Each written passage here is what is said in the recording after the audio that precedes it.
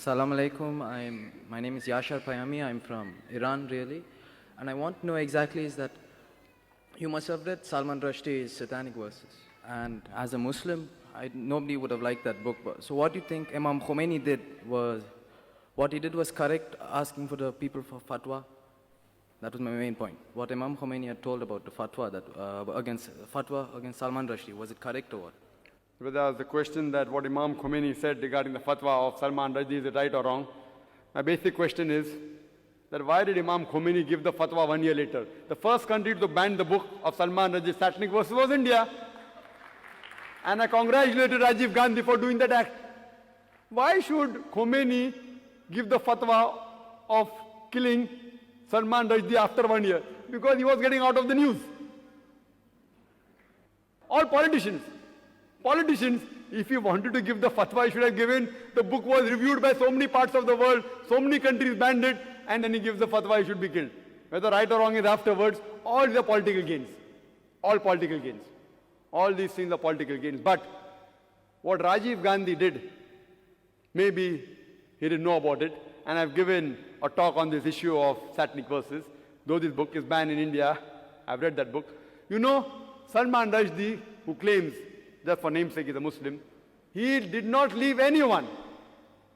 In his book, he even abuses Queen Elizabeth. And the same British government who had banned an American author for using a four-letter word, father, uncle, cousin, king, for the policy of Margaret Thatcher, that same Salman Rushdie, he makes it active and uses ing. And yet the book is very popular. So one American author, they banned because he uses a four-letter word for Margaret Thatcher. This another person, Salman Rushdie, makes it active, ing, for the same Margaret Thatcher's policy, but he gets an award. Why? Because he's maligning Islam, so they're very happy. And do you know, he even did not leave Ram and Sita. You know, these people are respected by the majority of the Indians. He even abused them. I don't want to use that word. He abused them also, he don't leave them. And many of the people are supporting. So maybe Rajiv Gandhi didn't know. But later on, if you read that book, you realize he did not leave anyone. So if a person who keeps on maligning, etc., Allah says in the Quran, in Surah Ma'idah, chapter number 5, verse number 33, as to anyone who wages a war against Allah and His Messenger, there are various options given, that you can either execute him, you can crucify him, chop off opposite limbs, or take him out of the country. And this law is not only in the Quran, it is even in the Bible. If you read the book of Leviticus, it says that anyone who blasphemes the law, you should stone that person to death.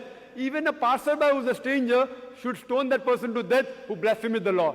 So this law is then all the religious scriptures, not only there in Islam, in most of the religious scripture for blasphemy, whether it be Christianity, whether it be Islam, whether it be Judaism, for blasphemy, if it's a confirmed blasphemy, if it's that part of the country. We cannot give fatwas here, they should kill him, etc.